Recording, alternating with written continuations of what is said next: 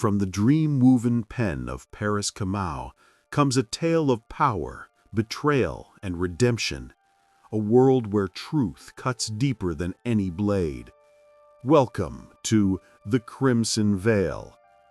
If you love dark fantasy, rich worlds, and stories that linger long after the end, hit subscribe, tap the bell, and step into the shadows with us. In the ancient city of Velthar, where the skyline was jagged with spires and the air was thick with incense and rot, power was a coin traded in whispers and shadows. The High Council, a congregation of robed and masked figures, ruled from the towering obsidian citadel, their decrees shaping the lives of tens of thousands. But power was never meant to be shared, and secrets festered like rot beneath their ceremonial robes. Among them was Lord Malrek, a man whose name was spoken with equal parts awe and dread. Malrek was a master of secrets, his influence reaching into every brothel, every guild, and even the sacred halls of the moonlit temple. His network of informants was unmatched, his vault of blackmail thick with the confessions and crimes of his rivals. Yet, even he had a weakness. Her name was Lady Sira, his consort, a woman with midnight hair and eyes that glinted like a dagger in moonlight. She was his confidant, his shadow and whisperer. But Sira was not content to be merely the power behind the throne. She wanted the throne itself. For months, Sira had cultivated her web, a network of poisoners and courtesans loyal to her alone. She whispered into the ears of discontented merchants and disenfranchised nobles, offering promises of wealth and revenge. She seduced Kael's most trusted lieutenant, promising him not gold, but power. Together, they orchestrated a slow but precise erosion of Malrek's influence. Letters went missing, secrets leaked, loyal agents disappeared into alleys never to be seen again. Malrek, for all his cunning, was not blind. He saw the shifting currents, felt the cold draft of treachery creeping into his sanctum. But he underestimated the depth of Sira's ambition. He still believed, foolishly, that their heart could be swayed, that their shared history could overcome her hunger. He was wrong. On the eve of the Festival of Veils, a night when masks concealed more than just faces and revelers lost themselves in drink and sin, Malrek convened a private gathering in his chamber. Only his most loyal were summoned, and Sira stood by his side, draped in crimson silk, her lips painted the same hue. As the wine flowed and whispered plots floated between clinks of goblets, Sira stepped forward. "Malrek," she purred, her voice a silken dagger. "You've grown old and cautious. Your grip weakens. The city needs blood, not caution." He turned, his eyes narrowing. "And you would offer that blood? At what price, Sira?" With a soft laugh, she drew a slender blade from her sleeve, its edge glinting like moonlight on water. "Your price, my love." Before Malrek could react, Kael stepped from the shadows, plunging a dagger between the ribs of his master. The gathered council gasped, but none moved to stop the betrayal. They had already pledged themselves to the new order. Malrek's blood stained the marble floor, a slow, spreading bloom of crimson. Sira knelt beside his gasping form, her lips brushing his ear. "Power, my darling, is not something given, it's taken." As Malrek's life slipped away, Sira stood, her presence commanding the room. She turned to the council, her voice calm, cold, and absolute. "Velthar belongs to me now. Those who stand with me will prosper. Those who don't will bleed." No one spoke. One by one, heads bowed and loyalty shifted. Sira ascended the obsidian dais, her crimson gown trailing behind her like a veil of blood. From the throne, she watched as the city below continued to writhe and pulse, oblivious to its new mistress. And in the shadows, where the scent of incense mingled with the stink of spilled blood, the game of betrayal and power began anew. Sira's ascent was swift and absolute. Within days of Malrek's fall, her crimson banner, adorned with a stylized serpent devouring a rose, unfurled over the obsidian citadel. Those who had once whispered loyalty to Malrek now groveled at her feet, offering tributes of gold, rare poisons, and exotic concubines. The brothels were emptied of their best to serve her pleasure, while the high priests of the moonlit temple revised their prophecies to herald her reign. Sira ruled with a hand as delicate as silk and as unyielding as iron. She employed cruelty not as spectacle, but as precision. Where Malrek used fear to cow his enemies, Sira wielded hope. The hope of favor, of wealth, of survival, and crushed it when it was most dearly held. Disloyal merchants found their entire bloodlines dissolved in acid beneath the citadel. Guildmasters who hesitated to embrace her rule vanished, their tongues nailed to the doors of their empty halls. Her evenings were spent in decadent feasts where political rivals were forced to toast her health with poisoned wine, each sip a gamble. Those who survived became her most ardent sycophants, broken and reshaped in her image. Her private chambers, draped in black velvet and lit by hundreds of flickering candles, echoed with whispered confessions from prisoners tortured for secrets. But Sira was no fool.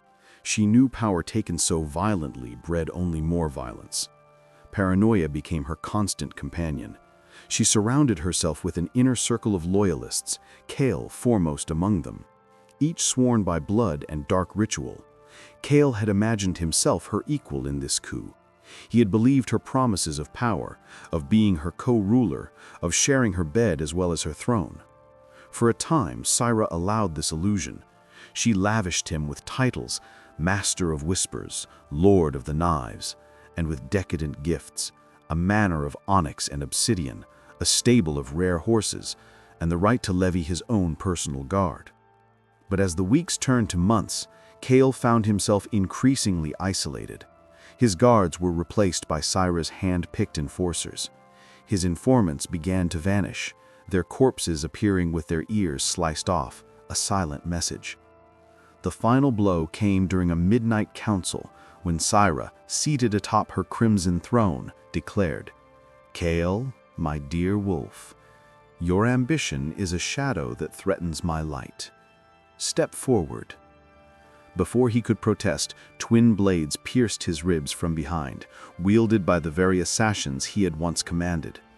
As he crumpled to the floor, Sira descended, her voice a velvet whisper. "You were useful, Kale, but you were never my equal." Kale's corpse was displayed on the gates of the citadel for 3 days, his eyes gouged out, his lips sewn shut. But power, as Sira well knew, was never absolute. In the underbelly of Velthar, new conspirators stirred. The Black Veins, a cabal of alchemists and merchants ruined by Sira's rise, convened in the catacombs beneath the moonlit temple. Their leader, an enigmatic woman known only as Vera the Weaver, wore a mask of polished bone and commanded a network of spies with poison-tipped tongues. Vera had once been a courtesan in Sira's court, dismissed when she became too clever. Now she plotted her revenge with cold precision. Further afield, whispers reached even the exiled remnants of Malrek's bloodline. His nephew Yorick the Hollow, long thought dead, had raised a mercenary company in the wastelands. Hardened by exile and driven by a singular obsession for reclaiming his uncle's throne, Yorick began amassing gold and steel, making alliances with outlawed warlocks and disgraced nobles. And beneath it all, in the twisting underways where the scent of decay hung heavy, a nameless, faceless figure, known only as the Crooked Man, began moving pieces on a board no one else could see. His spies reported not just the conspirators' plots, but Saira's own insecurities, her descent into increasing cruelty and madness. He waited, as patient as a spider in a web thick with blood. Velthar stood in a state of hushed terror. The city's skies were dark with storm birds, ill omens that circled over the obsidian citadel like vultures awaiting a feast. Inside its towering black walls, Saira had grown increasingly withdrawn, no longer entertaining her court with decadent revelries. Her appetite for pleasure had waned, replaced by an obsessive need for control. Paranoia sat beside her on the throne. She barely slept. Every night she walked the empty halls barefoot, trailing her crimson silk robe behind her like a shadow of spilled blood. She saw betrayal in every reflection, heard conspiracies in the silence. She no longer trusted her food, her servants, her guards. Even her own reflection was veiled in black silk. But the dagger had already entered the skin. Vera the Weaver had laid her trap with exquisite care. Her operatives, prostitutes with blades in their tongues, mute alchemists with smoke bombs laced with dream rot, children trained to slip poison into cuffs and collars, had infiltrated Saira's inner circle. The death of Kale had left a vacuum that Vera exploited. One of Saira's food pasters, a pale girl named Linza, was a sleeper agent of Vera's. She did not poison Saira's meals directly. No, that would be too crude. Instead, she subtly adjusted her hormone-laced tonics, altering Saira's moods over weeks, pushing her deeper into mania. Another of Vera's agents, disguised as a low-born scribe, left forged communiques in Saira's chamber. Letters that implicated long-dead enemies in new plots and forged confessions from still loyal nobles. Saira, increasingly fractured, lashed out. Public executions returned. Whole noble houses were razed in fire and salt. But this only strengthened Vera's cause. Each tyrannical display drove more allies into her arms. Then, on the night of a false eclipse, caused by thick plumes of black alchemical smoke released over the city, Vera struck her first major blow. She burned the Ivory Quarter, Velthar's seat of old wealth and tradition, erasing centuries of aristocratic power in a single coordinated attack. Hundreds of nobles perished, screaming in their marble manors, while Vera's symbols, a spider with crimson eyes, were etched into the scorched walls. While Saira's attention was gripped by chaos within, Jorik the Hollow descended upon Velthar's outer provinces like a bloodstorm. His mercenary legions, called the Ashbound, struck with ruthless efficiency, targeting Saira's tax roads, food caravans, and border outposts. His soldiers were gaunt, scarred, and loyal only to his gold and his blade. Behind them came necromancers on bone horses, resurrecting Saira's fallen guards to turn against their former kin. But Jorik's true goal was not just the throne, it was revenge. Saira's betrayal of Malaric was personal.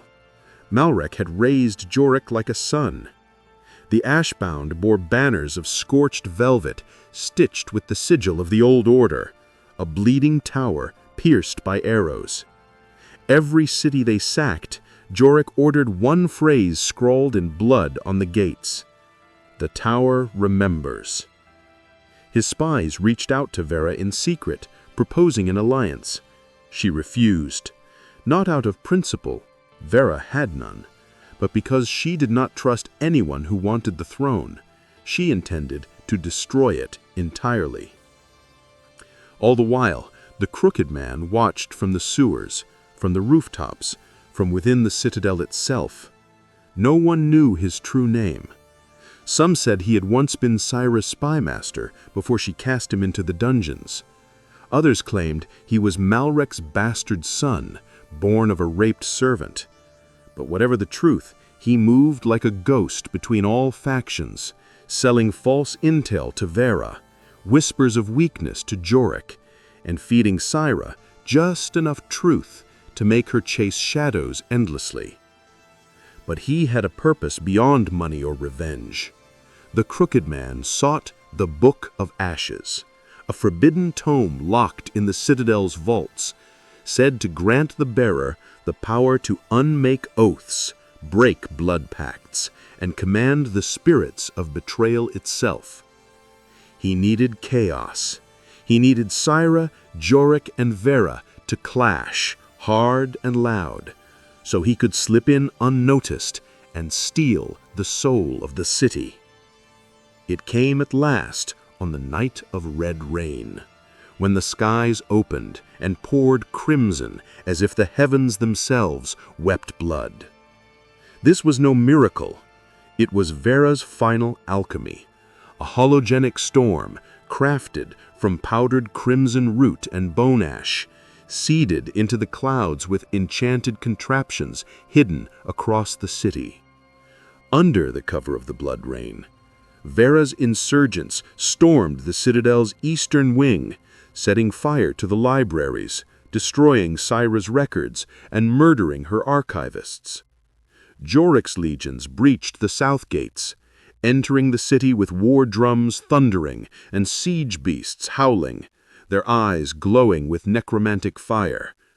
But Syra descended into the vaults, sword in hand, the last of her loyalists at her side, seeking to secure the Book of Ashes before the invaders could. But she was not the only one. In the torchlit dark, Syra found Vera there already, bloodied, smiling, a knife in her hand, standing before the sealed chamber. "I never wanted your throne, only your ending." Before Syra could strike, a blade exploded from Vera's chest. The Crooked Man stepped forward, yanking the knife free, letting her collapse with a rasp. "I wanted the book," he whispered. Syra lunged. Their duel was vicious and silent. No grand speeches, only steel and hate. Blood slicked the vault floor.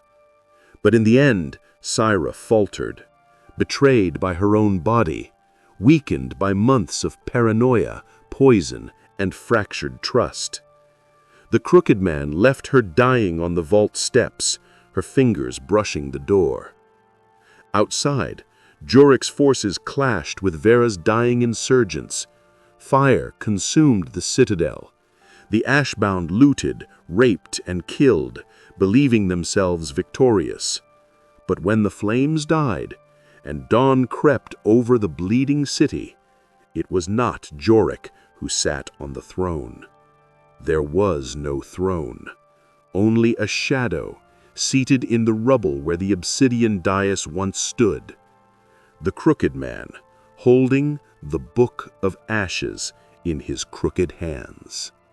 And Velthar, now broken, bowed to no queen nor warlord, only to betrayal itself.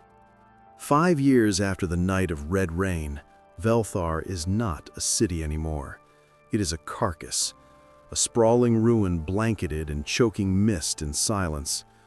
The sun has not touched its spires in years. Its people whisper of ghosts that roam the citadel, of shadows that bleed from the cracks in stone, of names spoken that unmake the speaker.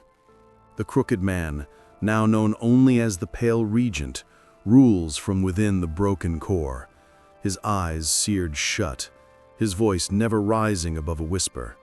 He does not need to speak to be obeyed. His reign is one of undoing. Gold tarnishes in his presence. Oaths dissolve, spells unravel. Even memory crumbles. The Book of Ashes lies open in his private sanctum, its pages blank to all but him.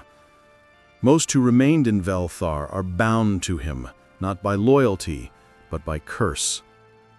But outside the veiled borders, In the frost-bitten mountains above the city ruins, a flame has sparked. Deep beneath the ruined monastery of Varaken, in chambers once lost to avalanche, a woman stands over an anvil of blackstone, shaping a sword from echo metal, a substance said to hold the cries of those who died with vengeance in their hearts.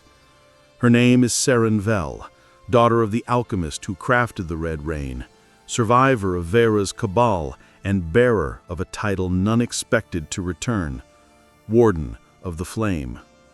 The Pale Forge is her faction, small, scattered, secret, but growing. They are not knights, nor rebels, nor kings in waiting. They are those the crooked man forgot, children who watched their parents vanish into walls, scholars who lost the ability to write their own names, madmen who remembered something others forgot. And they have one purpose: to forge a weapon not even betrayal can twist. Serenvel, the Flame Warden, tempered by fire and guilt, once loyal to Vera, now forged anew. Her body is burned, her lungs singed by alchemical war, but her will is iron. Her sword is yet unfinished. Dahan Blacktongue, former priest of the Moonlit Temple, his tongue was cut out by Sira. His words now manifest as binding truths. He can write glyphs that command reality, but only once. Each use costs memory, blood, or sanity. Ashen Miro, a young thief who alone escaped the Citadel's lower dungeons. Miro can walk through memories, his own or others, and retrieve truths long erased. He is their scout into the past, their map-maker of what the world refuses to recall. The Iron Mother, a golem of flesh and rust, animated by a forbidden rite, once a torture device in Sira's dungeons, now sentient and burning with rage.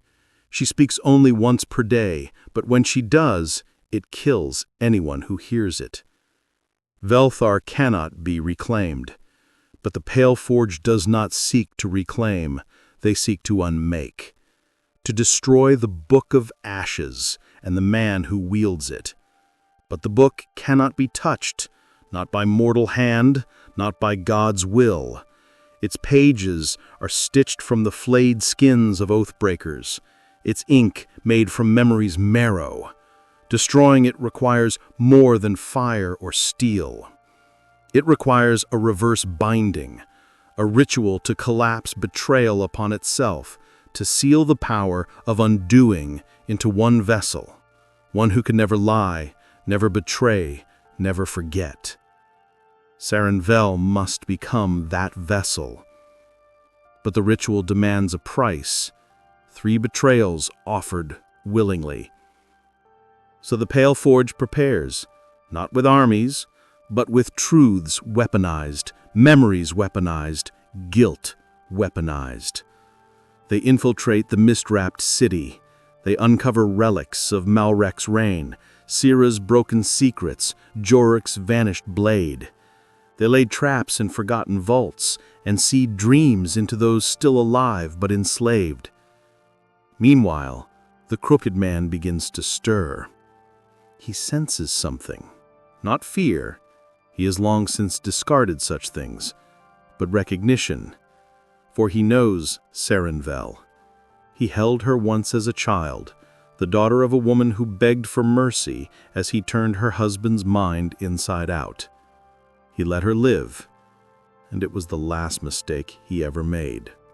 The wind over Velthar no longer howls, it whispers. The city's ruins tremble beneath a sky locked in perpetual dusk, its stars unmoving, its moons cracked. The crooked man, now the Pale Regent, no longer walks among the living. His presence emanates from the black sanctum deep beneath the obsidian citadel, where the Book of Ashes floats above a basin of still blood, each page turning with the breath of the dead. But something is changing. The book, once calm and obedient, has begun to thrash, pages fluttering like wings of a trapped bird. The pale regent feels it, even through the blindness of his sown eyes. There is a force rising against him. Not resistance, not rebellion. Ruin, with purpose. The pale forge moves.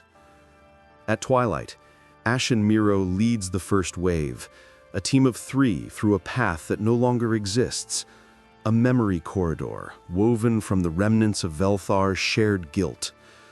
The only way into the Black Sanctum without being unmade by the book's aura is through what the city remembers. Miro uses his blood to ignite the path. Memories flood the corridor.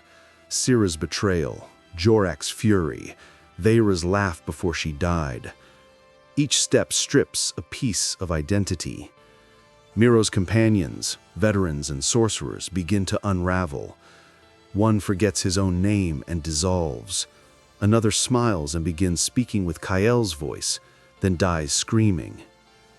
Miro alone presses forward, reaching the sanctum's edge, but at a cost. He no longer remembers Seren. He no longer remembers who he fights for. But before memory collapses completely, he carves the last coordinates onto his skin, a map made from pain and blood, and whispers it into the void. Guide her. Then he vanishes into ash.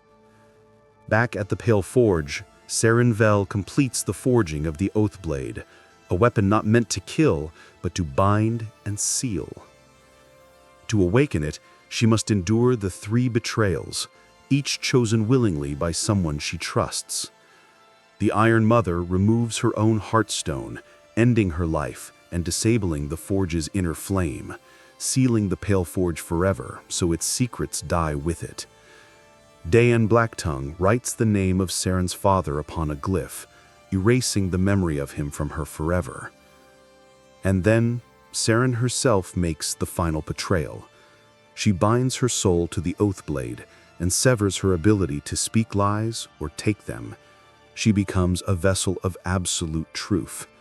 Her heart will rupture if she deceives or is deceived. She becomes the living oath. Her skin glows faintly with binding sigils. Her eyes weep molten silver. She can no longer speak names, only truths. She descends. The citadel is dead. Its halls are skin and bone, its ceilings pulsing with breath. Seren walks through the corridors, guided by Miro's map burned into her sword, her memories flickering like dying candlelight. At the sanctum gates, the Pale Regent awaits.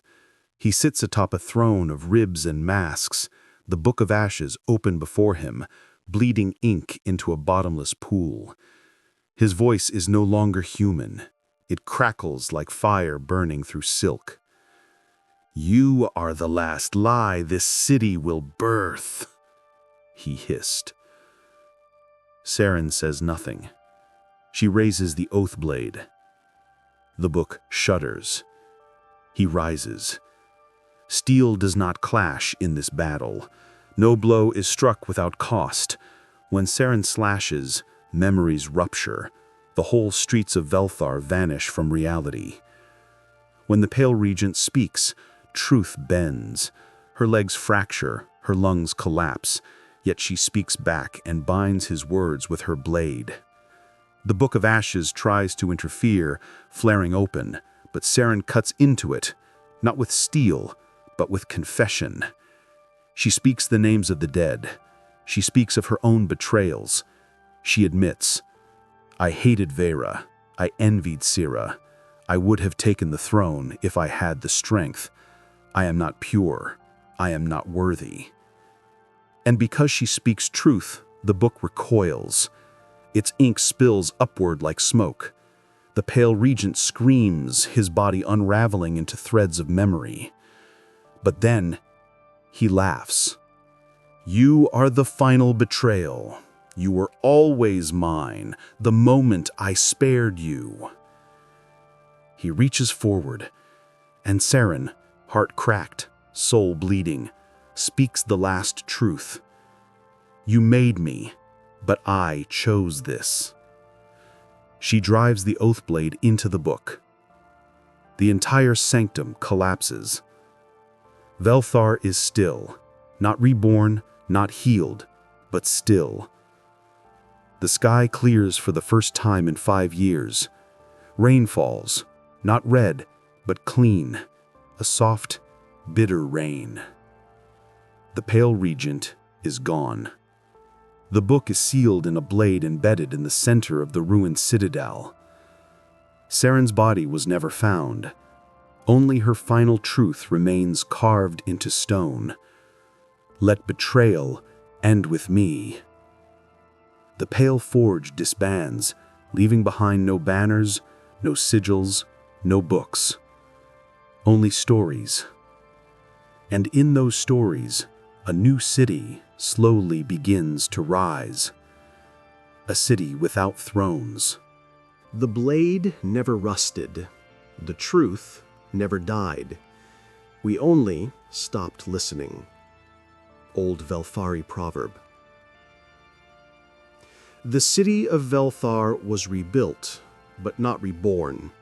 Where once stood a kingdom of shadows and secrets, there now lies a humble sprawl of stone and vine, renamed Serenthia, in honor of the forgotten heroine who ended the age of betrayal. Its people do not speak of queens or tyrants, only stewards and keepers. No thrones exist, no royal bloodlines. Magic is mistrusted, and the past politely forgotten. But beneath the city, the sword remains. Still lodged in the cracked marble heart of the old obsidian citadel ruins, still humming with power. Its name was lost, its purpose sealed. Only the watchers of the quiet flame, an order of mute guardians, stand vigil in silence, tending to the underground vault. They do not speak, they do not age, and they are beginning to die. In the spring of the 120th year, the skies over Serenthia blacken not with storm, but with ink. A rain of black droplets falls for 9 nights. Livestock turn to salt. Children wake screaming the same name. The Crooked One walks. The oath blade begins to bleed. Not rust, not oil. Names. Words long erased begin to drip from its edge in silver script. The names of the dead, the names of traitors, the names of liars. And at the center of it all, a girl named Elenai. She is 16, an orphan, a pickpocket. She dreams of people she's never met, dying in ways no child should imagine. She speaks a dialect long extinct. She sometimes hears her own thoughts answered in a woman's voice that isn't hers. The watchers come for her. She escapes. But not before touching the blade. And when she does, it sings. The oath blade, dormant for over a century, erupts with flame, branding her with the sigils once burned into Sarenvel's flesh. Her veins turn silver for a moment, her eyes go white.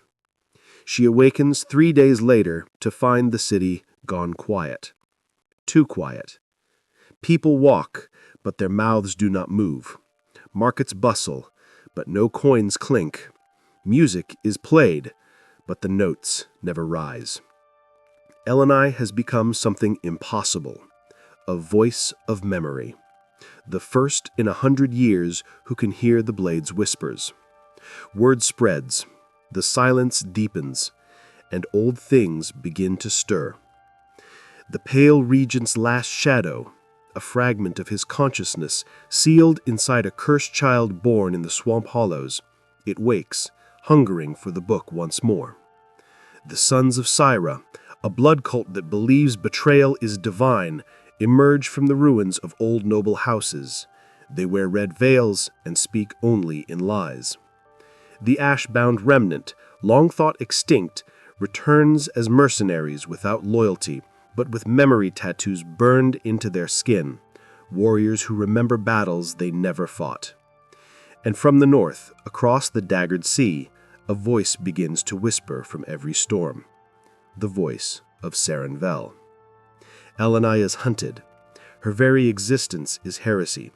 But she begins to see visions, fragments of the past, not from books, but from the blade itself. Through her, we witness the final moments of the Crooked Man, screaming as his essence is split across time. The sorrow of Syra on the night she murdered her last loyal servant. The truth of Jorik's final act, not war, but a choice to bind himself into the city's stone, keeping the Pale Regent from rising again. Each truth she uncovers weakens the seals that bind the Book of Ashes. And yet, without these truths, the next Crooked One cannot be stopped. Elenai is faced with the paradox that once defined Velthar. To stop betrayal, you must reveal it. To reveal it, you must relive it. And by reliving it, you feed it. Time is not a line, nor a river. It is a wound, and the blade reopens it. Inscription on the vault of the quiet flame. Beneath the shattered sky of Sarenthia, in the vaults where the citadel once stood tall, Elenai Ashfall kneels before the oath blade. Her fingers touch the hilt, not to draw, but to listen, and the blade opens. It does not cut flesh, it cuts moments. Reality fractures, spiraling outward in silver veins. The air smells of blood, old wine, and burned parchment. Light flickers, not from torches, but from memory. Elenai sees a room of velvet shadows, flickering candles, and Syra, the Queen of Crimson, writing on a mirror with her own blood. Her hands tremble. She is alone. "They'll rewrite me," she whispers to her reflection. "They'll call me a monster, but I remember, he made me this." She looks up suddenly, right at Elenai, eyes locking through centuries, and Syra smiles. "You're not real," she whispers, "but you will be." Elenai stumbles back, heart racing. Her hand is burned, not from heat, but from truth. The sigil of betrayal now glows beneath her skin. The watchers of the quiet flame enter the vault to stop her, but they are too late. The Oathblade sings, and its note breaks their silence. They collapse, whispering fragments of lives they never lived. "I was a captain once. Syra's blade, it wept. He wrote my name in ash, the Crooked One. I remember dying in a fire I have never burned." Elenai flees, and the blade pulses again. The silver light flares, and now she walks a battlefield of bones under a rain of black petals. Jorik the Hollow, blood-soaked and kneeling, speaks to an obsidian stone. He is alone. "They say I died in battle. It's a lie. I chose to bury myself here. I became the seal. Tell them, please, tell them I tried to save her." He draws his own blood across the stone and speaks a name, Saren. Lightning flashes. Jorik turns. He sees Elenai and weeps. "You have her eyes!" Back in Sarenthia, the rain begins again, but this time it falls in the form of letters, black and curling, vanishing upon touch. They spell out names, moments, regrets. Elenai cannot sleep. Each time she closes her eyes, the Oathblade pulls her deeper. She begins to speak aloud in her sleep, Saren's voice, Syra's voice, even the Crooked Man's. Power is not taken. It is abandoned. The tower remembers. She was never the savior. She was the sword. This time, she sees not a person, but a void. The room is empty. Then the walls begin to form inside out, flesh and stone coalescing from screams. The Crooked Man is not born, he is confessed into being. Words etch him into existence: betrayal, silence, envy, broken oaths. Each becomes a thread of his being. He looks down. He sees Saren forging the blade. He looks up and sees Elenai holding it. And he smiles. "Hello again." In the ruined halls of the Pale Forge, Elenai finally unsheathes the Oathblade. It doesn't hum. It doesn't glow. It asks a question. Who do you betray? She whispers, eyes full of tears, myself. And the blade accepts her. Final fragment. The past and present collapse. The walls of time ripple. In the sky above Serenthia, a single star falls backward. The city begins to twist. People begin to remember things they never lived. A merchant dreams of wearing Sira's crown. A child recalls being a soldier in Jorik's army. A scholar screams a spell never written in this age. And Elenai sees herself, standing beside Sira, kissing Vera's bloodied hands, slitting the crooked man's throat, and becoming him. You are not chosen. You are not cursed. You are simply what remains. The voice of the Oathblade to Elenai. When the blade opened time, it did not cut, it reflected. And through that fracture, Elenai's identity scattered like glass dropped in a cathedral.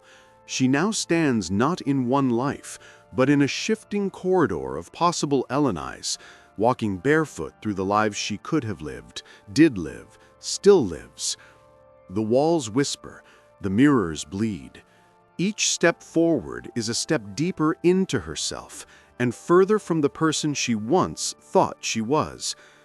Let us follow 5 fragments among hundreds who define the spectrum of Elenai across space, time, and will. World designation Velthar 7.13.A, Sanctified Eclipse. This Elenai was raised in the Light Monastery, where the Oathblade was sealed in a tower made of glass and prayer. She never touched it. Instead, she became a healer, a voice of absolution. When the Book of Ashes surfaced, she did not raise a sword, she forgave it. She gathered oathbreakers, cultists, and traitors, and taught them to speak the truth again, binding them to her not with law, but with mercy. Her eyes glow with golden script, and her touch heals more than wounds. It heals guilt. She weeps when she sees the other selves, especially the one made of knives.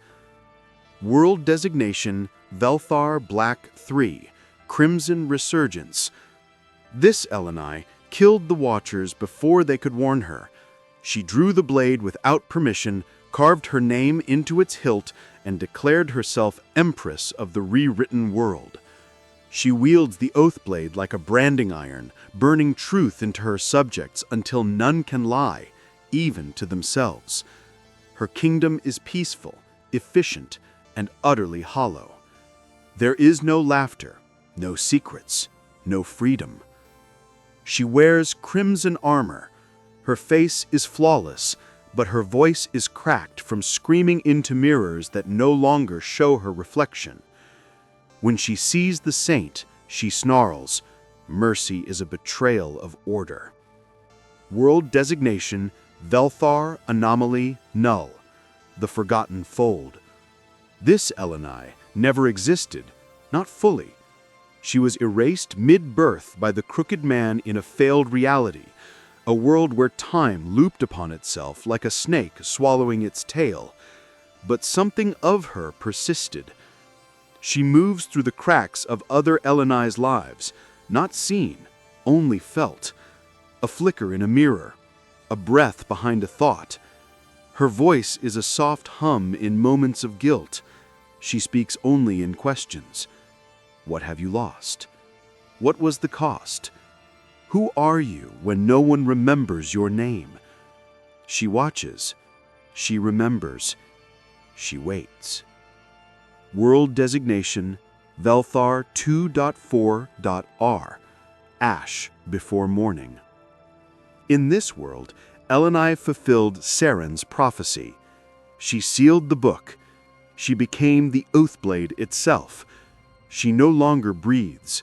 Her body is entombed beneath the new city built atop the ruins, Surenmark. And her name is spoken only in hymns. But her soul flickers. Every time someone speaks a desperate truth aloud in Surenmark, a flame lights in her tomb. She is trying to return. Not to reclaim life, but because she hears the other Elenai's calling, and she knows the crooked man never truly died. She has no body now, only fire. World designation, Velthar Infinity, veil unbroken. She was never meant to exist. She touched the blade too early. She lied while holding it. She looked into the Book of Ashes and did not turn away. Now she is the new Pale Regent, a being of contradiction and perfect treachery. Her voice sounds like 100 Elenais whispering in unison. She walks the realms between, consuming her alternate selves and stealing their memories to reinforce her own. She claims she is uniting them, for their sake. "We are one," she says. "We always were. I just stopped pretending." She is looking for the prime Elenai, the first one, the one who began it all. And she's close. Elenai, the current prime self, walks through the shifting corridor, watching these fragments replay like ghosts. But the walls are growing thin. The reflections begin to bleed into one another. She sees the saint crack a smile like the tyrant. She sees the martyr weep like the shadow. She sees herself just once laugh like the crooked one. Am I them, or are they me becoming? The oath blade pulses. The corridor shatters. Elenai awakes in a world that isn't hers, a hybrid timeline stitched from all she's seen. Sira is alive, old, blind, and hiding. Yorick's soul is trapped in a child's body. The Oathblade is now two, one that binds and one that consumes. The Book of Ashes has no pages, only mirrors. And across this broken reality, the crooked Elenai hunts, consuming fragments and wearing them like masks. The war has become personal. Elenai must find a way to reclaim her fragments, not erase them, to choose who she is, not by what she remembers, but by what she refuses to forget. You do not defeat your other selves. You either forgive them or become them. The shadow Elenai, whispering through fractured time. Time is no longer linear. Reality pulses in jagged rhythms. The sky shifts between eras with each blink. One moment, a burning crimson from Sira's reign. The next, an endless starless void from the Crooked Age. Streets reconfigure mid-step. Doors open to lifetimes. Truth is a slippery thing. And Elenai, prime Elenai, is now a walker of selves. The Oathblade pulses on her back, still split. The binding half, silver and sorrowful, etched with oaths unbroken. The consuming half, dark as dried blood, whispering in the voice of her worst truths. She is not here to undo her fragments. She is here to find them and ask a single question. Will you help me stop what we've become? In a mountaintop sanctuary surrounded by flames that do not burn, the Saint Elenai kneels before a statue of a woman carved in ash, Seren. Around her are followers, former tyrants, liars, oathbreakers, made whole through her mercy. When Prime Elenai enters, the saint turns slowly, her face lined with kindness and exhaustion. "You have fire in your veins," the saint says. "You've walked the crooked halls." Elenai offers the binding half of the blade. "I need your mercy, but sharpened." The saint does not fight. She embraces her prime self, whispering a prayer into her ear that scars her throat with silver flame. Her compassion fuses into the Oathblade's silver edge, forming the truth brand sigil, a glyph that burns through deception. But mercy, she warns, is only strength when given freely, not as a weapon. She joins her. In a city ruled by silence where no lie has ever survived, Tyrant Elenai watches the sky from a throne made of petrified flesh. Her people bow because they must. They obey because they cannot do otherwise. When Prime Elenai occurs, the tyrant raises her chin. "You come to ask, but you know already. I am you without guilt." The duel is not fought with steel, but commands. The tyrant orders her to kneel. Prime resists. The oathblade cracks. Then Prime speaks a name, Kale. The tyrant flinches, a name from her world long buried, her lover, her betrayer, the only man she spared. The tyrant laughs bitterly, then removes her crown and stabs it into her own chest. Take my power, she spits, bleeding black truth, but rule nothing, ever. Her essence binds them to the oathblade's darker half, reforging it with dominion's edge, a power to command once, without resistance, a dangerous gift. She walks beside Prime now, silent. They find the shadow Elenai in a realm of no color, no shape, only suggestion. She is an echo, a question that was never answered. Prime Elenai must enter her own forgotten memory to reach the shadow, a night as a child, holding her mother's hand, being told, "You must forget this world to survive it." The shadow speaks from the mirror. "I am everything you lost to become who you are." The two embrace. In doing so, Prime regains every forgotten scar, every hidden moment, every betrayal she made herself forget. It burns, but it also fills her blade with a final glyph, remembrance, a sigil that allows her to see through all lies, even her own. They descend into the tomb beneath Serenmark. There lies martyr Elenai, sealed in glass and silver flame. Her body is gone, but her soul burns still. When Prime approaches, the flame pulses in a human rhythm. The glass cracks. The spirit speaks. "I did what had to be done, but perhaps there's still a better way." The spirit pours itself into the blade. A final power awakens. The flame of refusal, the ability to reject fate itself once, even if it shatters the wielder. Elenai gains the martyr's memory of touching the book, of sealing it not with hatred, but with sorrow. Only one Elenai remains, the crooked one. She has felt each fusion. She has felt Prime growing stronger. She knows what's coming.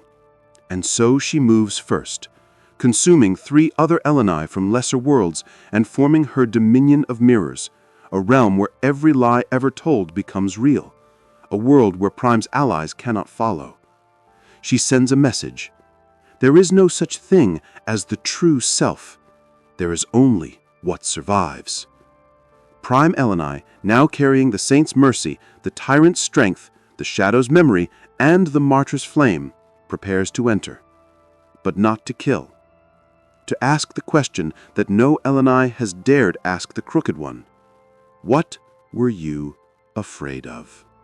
Words can shatter more than swords ever will. And sometimes they rebuild. Final Testament of the Saint Elenai. There is no light here, only reflection.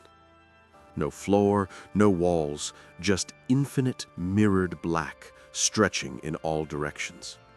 Sound does not echo. Time breathes slowly, like a dying animal. At the center of this endless void stands a table made of polished obsidian. Upon its surface are laid 1 cup of silver water, 1 cup of ink, 1 shard of the oath blade, 1 page torn from the Book of Ashes. Elenai, the Prime, steps forward. Her body flickers slightly, carrying the memories of too many lives. Across the table, the crooked Elenai waits. She looks exactly the same, but older, wiser, wrong. Her eyes are soft, her smile is sharp. They sit. Neither touches the objects. The silence breathes. I thought you'd be louder. The crooked Elenai. You thought I'd be you, but that was before you became more. Elenai. I didn't come to fight. Crooked. You came to question me. That's always worse. Elenai. Why did you become this? Because we couldn't be anything else. You saw the same futures I did. Every timeline, betrayal, ruin, death, silence. I just stopped pretending mercy could fix what truth broke. Elenai, so you became a tyrant, a consumer. You killed the other selves. Crooked, no, I absorbed them. They wanted to survive. I gave them that. I gave us purpose. Elenai, they were more than tools. They were me. Crooked, quietly. That's exactly what makes them useful. Elenai, you're afraid. Crooked. Of? Elenai, being forgotten. That all this dominion, this power means nothing if no one remembers who we were. Crooked, leaning forward. And you're afraid of becoming me.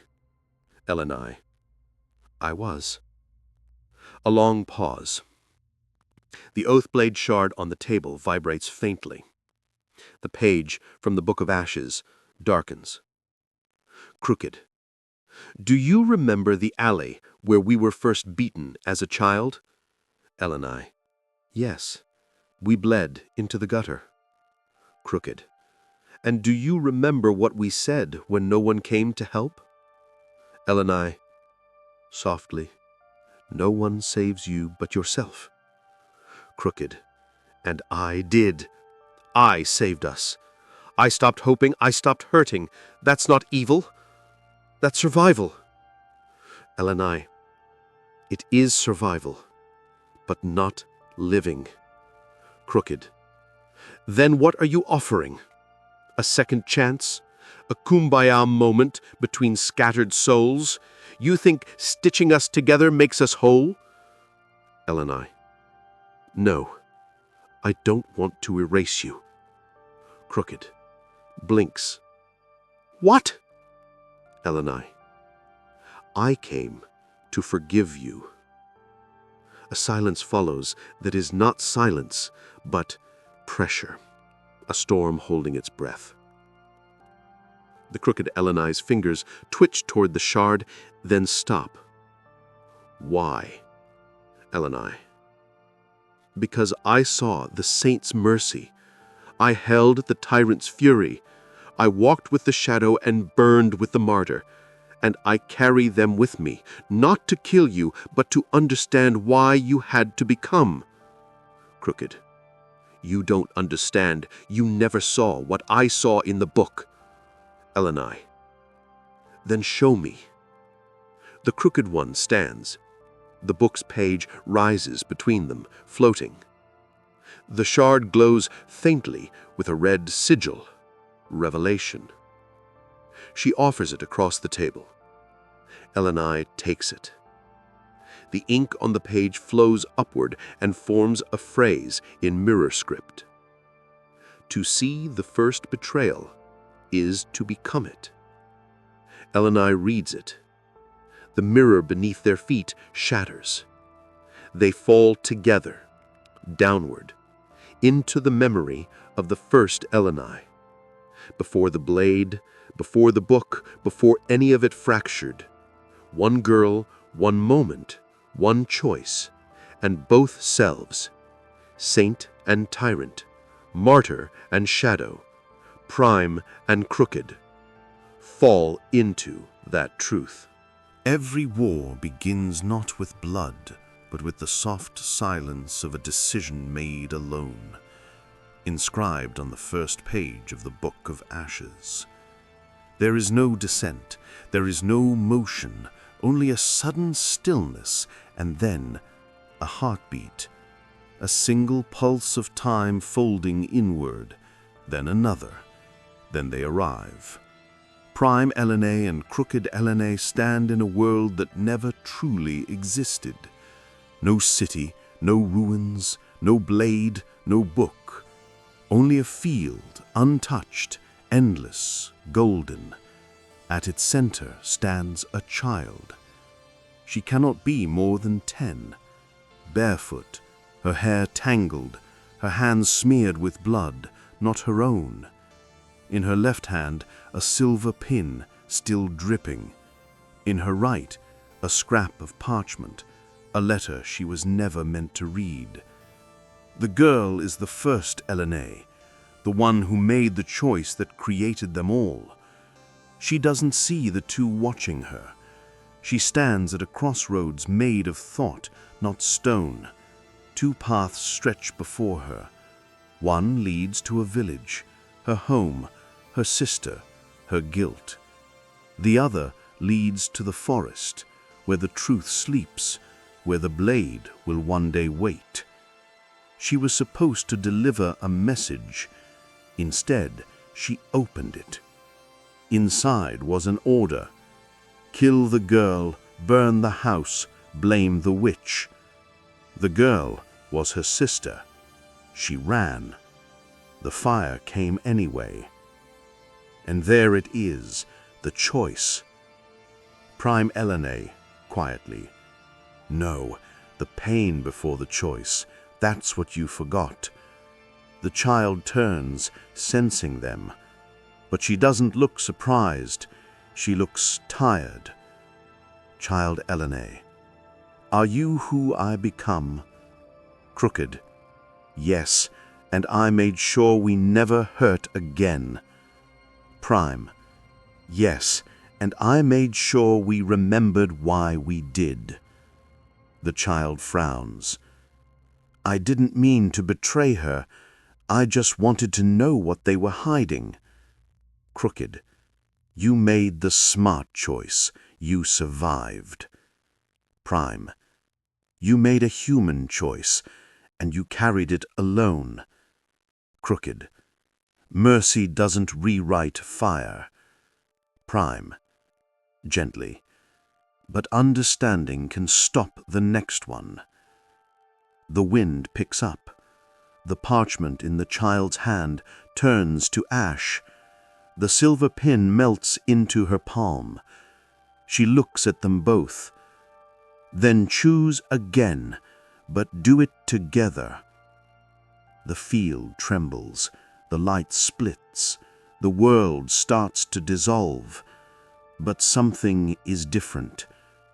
The fracture does not shatter. It folds. The two Elenais, Prime and Crooked, look at each other for the final time as mirrors.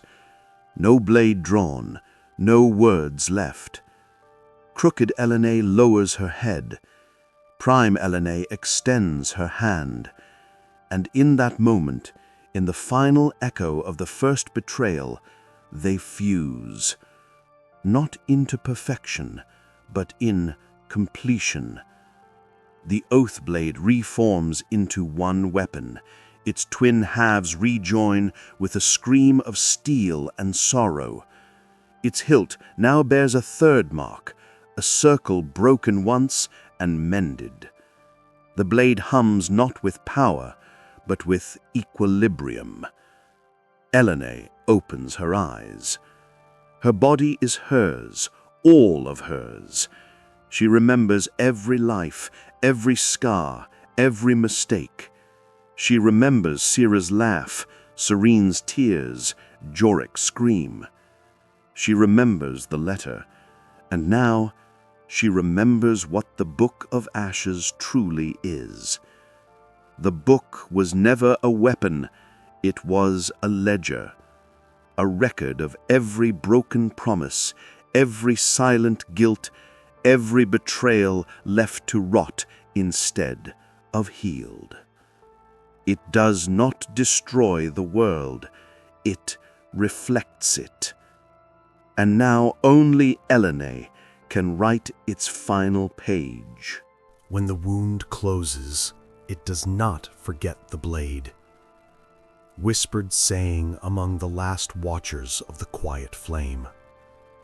When Elenai opens her eyes, the sky is weeping silver. It is not rain, not water. It is the memory of rain, condensed from centuries of sorrow, cascading in silence over the broken city of Serenthia. She lies on the shattered marble where the obsidian citadel once rose. No ruins remain, no spires, no throne. just ash, mirrors, and wind. The oath blade, whole and glowing with all her selves, rests beside her, silent. It will not speak again. The fusion is complete. She is now only Elenai, no titles, no fragments, no past undone, just one self. But the world has changed in her absence. Time has passed strangely.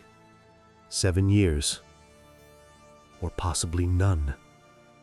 No one knows. Reality twisted while she walked the mirror path. Some remember her name with reverence. Others forgot she ever existed. Most remember only what they feared most, and wear that fear like scars. The Watchers are gone. Their voices were taken the moment Elenai re-entered the real. The city is no longer called Serenthia. It is only known now as Ashmark, a city of silence and soft bells, where truths are spoken once and never repeated. The Oathblade was worshipped in her absence. A cult formed around the hilt she left behind, believing it would awaken only for a messiah. It did not. Now that she returns, with the blade whole, the truth fused, they call her a liar. Elenai walks the streets where she once ran barefoot, stealing bread. Her name is etched on walls in every dialect, and it has been crossed out in every one. They blame her for the rain of names, for the screaming children who speak languages no one taught them, for the mirrors that sometimes weep, for the silence in the wells. She is not welcomed. She is not feared. She is resented. Because she came back with the truth, and truth always arrives too late. In the garden where the Book of Ashes once pulsed beneath the citadel, she finds a child, a boy, 10, silent, watching a cracked mirror, unmoving. He turns to her. His voice is not his own. It is Seren's. You brought it all back, even the parts we buried for a reason. Elenai kneels before him. I didn't bring it back. I stopped it from repeating. Then why does it still hurt? She cannot answer. Instead, she offers the child the oath blade. He does not take it. He looks her in the eye. We don't need swords anymore, and walks away. Elenai climbs to the highest point of Ashmark, where the wind never stops. Below it, the city moves like a wounded animal, still alive, but limping. She looks to the blade. It no longer glows. It's just metal now. A beautiful ruin. A relic of mistakes and redemption. She can bury it. She can destroy it. She can leave it for someone else to find. Or she can do what no Elenai has ever done. Let it go. She drives the blade into the earth, not to seal, not to challenge, but to rest. The earth accepts it. Flowers begin to grow from the cracks. Not many, but enough. Elenai walked away. No throne, no title, no myth. Just a woman who chose to carry the truth long enough to put it down. What is buried is not always dead. Sometimes it is simply waiting for gentler hands. From The Petals and the Edge, an anonymous folk tome banned in Ashmark. The city is called Kirel's Breath now. Ashmark was consumed by vine and silence 2 centuries past, its marble reclaimed by moss, its mirror shattered into stardust by a wind that never stopped whispering. No one speaks of Elenai anymore, not by name, but in the roots of stories she lingers. She is the nameless woman who planted peace in a sword's wound. She is the faceless dreamer who walked the mirror path and came back human. She is the ghost of balance, invoked not in fear, but in hope. And now, beneath a flowering hill at the heart of an orchard untouched by frost, her blade stirs once more. Two children wander beyond their village borders. They are twins, 10 years old. One is bold, one is cautious. Their names are irrelevant. What matters is what they find. A stone, smooth and pale. It pulses gently with heat, though no fire touches it, and from it grows an orchard tree twisted around a metal hilt, barely visible through the petals. The tree sings when the wind passes. Not words, not melody, just presence. The bolder twin touches the hilt. Nothing happens. She laughs and calls her sibling forward, but the second child kneels beside it, laying one hand on the stone, and says nothing. Then, a whisper, not from the blade, but from within. I remember a time when truth was a blade. I remember a time when it was a burden. Perhaps now, it can simply be a seed. The petals bloom wider, and the twins run home, never knowing they have reawakened something not sleeping, but listening. The grove grows. More come. They do not draw the blade. They do not worship it. They simply sit and speak aloud the truths they cannot tell anywhere else.